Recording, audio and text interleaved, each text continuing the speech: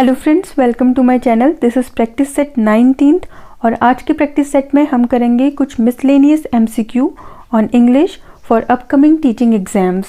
सो friends, ये सभी MCQ RPSC और यूपी टीजीटी पीजीटी के प्रीवियस ईयर्स क्वेश्चन पेपर्स से लिए गए हैं and all these MCQs are highly beneficial for your upcoming LT and lecturer exam. साथ ही फ्रेंड्स, अगर आपने अब तक चैनल की प्लेलिस्ट को विजिट नहीं किया है तो प्लेलिस्ट को ज़रूर विजिट करें, क्योंकि यहाँ पर आपको काफ़ी सारे एमसीक्यूज मिल जाते हैं और प्रीवियस ईयर्स पेपर्स भी मिल जाते हैं। यहाँ पर आपको उत्तराखंड लेक्चरर का प्रीवियस ईयर का पेपर मिल जाएगा जो इंग्लिश के भी हैं और स्क्रीनिंग के भी हैं। उसके सिवा विलियम शेक्सपियर पे आपको 100 एमसीक्यूज मिल जाएंगे। और ये जो प्रैक्टिस सेट हमारे चल रहे हैं, अगर इन्हें ढूंढने में आपको दिक्कत हो रही है तो सारे के सारे प्रैक्टिस सेट्स आपको प्लेलिस्ट पे मिल जाएंगे। इसके सिवा आपको उत्तराखंड एलटी के प्रीवियस ईयर के सभी पेपर्स मिल जाएंगे। उत्तराखंड एलटी 2011, 2014 और 2018 सभी पुराने जो पेपर्स हैं वो यहाँ पर अवेलेबल हैं और सिर्फ इसी चैनल पे सारे प्रीवियस ईयर्स पेपर्स अवेलेबल हैं। तो यहाँ से आप सारे प्रीवियस ईयर्स पेपर्स को देखकर उन्हें सॉल्व करके अपनी जो तैयारी है वो और मजबूत बना सकते हैं। तो आइए अब शुरू करते हैं आज का वीडियो। आज के वीडियो का पहला क्वेश्चन है, in literature point of view refers to. So literature में पॉइंट ऑफ व्यू किसे रेफर करता है? Who the main character is, when and where the story take place, who is telling the story, or the obstacle the main character must overcome। so यहाँ पर correct answer होगा option C, who is telling the story। इसके बाद next question है, which of the following phrases best characterizes the late 19th century aesthetic movement। so इनमें से कौन सी फ्रेज लेट 19th सेंचुरी के एस्थेटिक मूवमेंट को करेक्टराइज करती है? ऑप्शंस हैं art for intellect sake, art for God's sake, art for the masses और art for art's sake. So यहाँ पर करेक्ट ऑप्शन होगा option D, art for art's sake. इसके बाद नेक्स्ट क्वेश्चन है, bring an alarm clock clanged in the dark and silent room. So इसमें कौन सी फिगर ऑफ स्पीच होगी? ऑक्सीमोरोन, एपिस्ट्रफी, ओनोमेटोपिया और सिमिली। सो यहाँ पर करेक्ट आंसर होगा ऑप्शन सी, ओनोमेटोपिया, क्योंकि यहाँ पर ब्रिंग जो है वो अलार्म क्लॉक से निकलने वाले साउंड के लिए बोला जा रहा है। इसके बाद नेक्स्ट क्वेश्चन है, it was the best of times, it was the worst of times. So इसमें कौन सी लिटरेरी डिवाइस होगी? सिमिली, मेटाफर, एंटीथेसिस या ऑक्सीमोरोन। सो यहाँ पर करेक्ट आंसर होगा option C, antithesis. So antithesis एक ऐसी रिटोरिकल डिवाइस होती है जिसमें दो कॉन्फ्लिक्टिंग आइडियाज़ को एक साथ रख दिया जाता है in a sentence to achieve contrasting effects. इसके बाद नेक्स्ट क्वेश्चन है, octave in a sonnet consist of. So एक सोनेट में जो ऑक्टेव होता है वो कितनी लाइन्स का होता है? 8 लाइन्स, 4 लाइन्स, 6 लाइन्स और 10 लाइन्स। सो यहाँ पर करेक्ट आंसर होगा ऑप्शन ए, 8 लाइन्स का होता है ऑक्टेव और 6 लाइन्स का होता है सेस्टेट। नेक्स्ट क्वेश्चन है, find out the figure of speech in the following statement. So statement है, I see you coming out of a light blue car tomorrow. So ये किसका एग्जाम्पल है? लाइटोटीज, पन, पैथेटिक फैलेसी और इन्यूडो। सो यहाँ पर करेक्ट आंसर होगा ऑप्शन डी, इन्यूडो। सो इन्यूडो एक इनडायरेक्ट और माइन्यूट ऑब्जर्वेशन होता है अबाउट अ पर्सन और अ थिंग। इसके बाद नेक्स्ट क्वेश्चन है, an alternative name for prose epigram is. Options हैं अफोरिज्म, एपिग्रामोप्सो, एपिप्रोसोनियम और अपोथेजम। सो यहाँ पर करेक्ट आंसर होगा option D, apothegm. So epigrams को हम अपोथेजम भी कहते हैं प्रोज में। सो एपिग्राम्स हम कहते हैं विटी स्टेटमेंट्स को।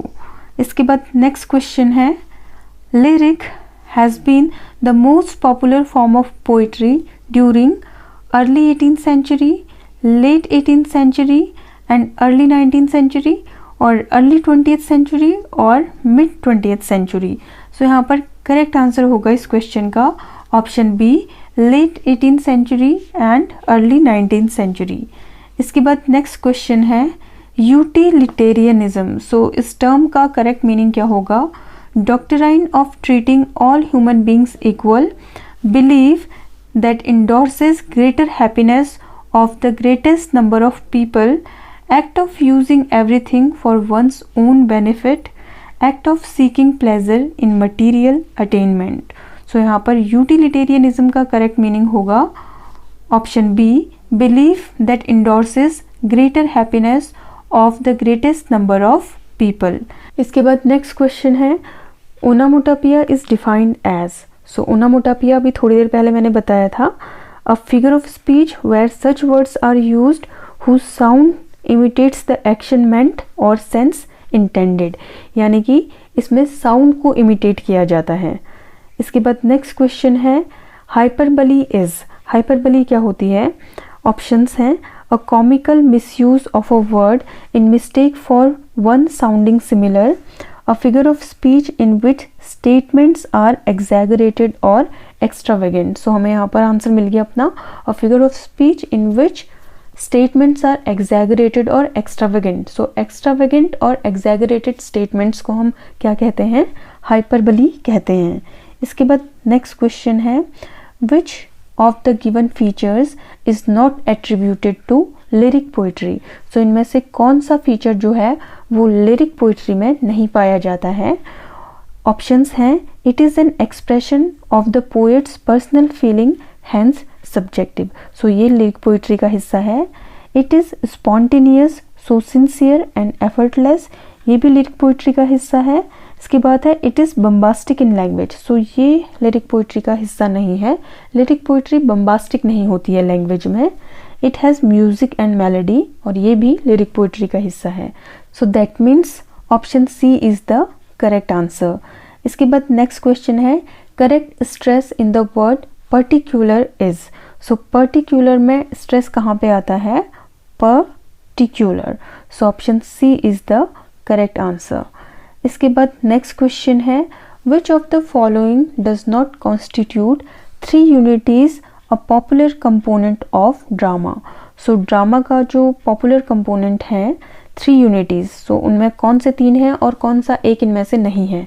सो यूनिटी ऑफ इवेंट्स इनमें से नहीं है, बाकी unity of place, time and action जो है वो एरिस्टोटल के द्वारा कही गई 3 यूनिटीज का पार्ट है. इसके बाद नेक्स्ट क्वेश्चन है which is are incorrect statements for understatement figure of speech.